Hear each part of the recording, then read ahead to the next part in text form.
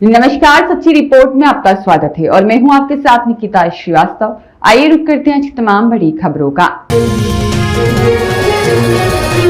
आज मैं एक बहुत महत्वपूर्ण विषय पर अपने विचार रखना चाहती हूं।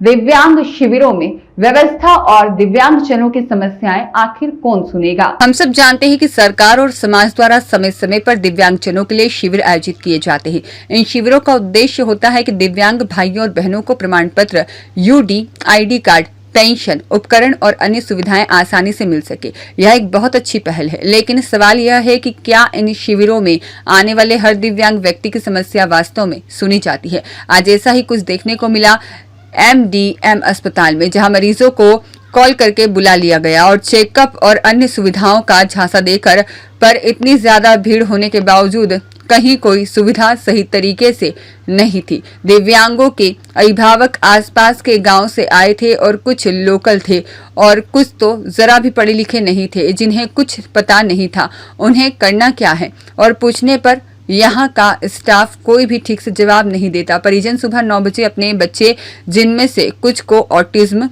मेंटल रिटार्डेशन और सेरेब्रल पार्सी इत्यादि से पीड़ित थे और उन्हें नहीं पता था कि क्या करना है। उन्हें सिर्फ कॉल करके बुला लिया गया और हॉस्पिटल आने का कह दिया गया। कुछ अभिभावक तो इतनी ज्यादा पढ़े लिखे भी नहीं थे कि उन्हें क्या करना है यह समझ सके। अक्सर हम देखते हैं कि शिविरों में बहुत भीड़ होती है।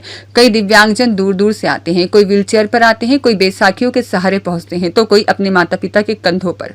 लेकिन वहां पहुंचने के बाद उन्हें लंबी कतारों में खड़ा रहना पड़ता है, सही जानकारी नहीं मिलती है और कई बार उनकी बात सुनने वाला भी कोई नहीं होता। सोचिए, एक दिव्यांग व्यक्ति जो पहले से ही कई चुनौतियों का सामना कर रहा हो, अगर उसकी समस्या भी सही से सुनी ना जाएगी तो उसे कितनी निराशा होगी। इंटेलेक्चुअल डिसेबिलिटीज वोटिंग बैंक नहीं होती, शायद इसलिए कोई इनकी नहीं सुनता, न सरकार, न प्रशासन और न ही कोई और विभाग। उसके बाद में इन लोगों का जो बिहेवियर है कि इनकी कौन सुनेगा। मैं सरकार से यही रिक्वेस्ट करती हूँ कि जब ये इतना भीड़ होती है, इन बच्चों का कोई जमीन पे पड़ा है, इतनी इनिशियल रिक्वेस्ट करने के बाद में भी यहाँ का स्टाफ बिल्कुल भी नहीं सुनता है, तो कौन सुनेगा।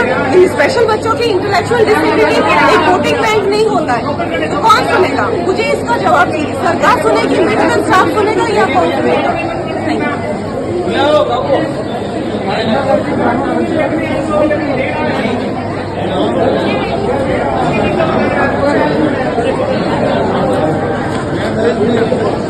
अंकित पुरोहित की रिपोर्ट।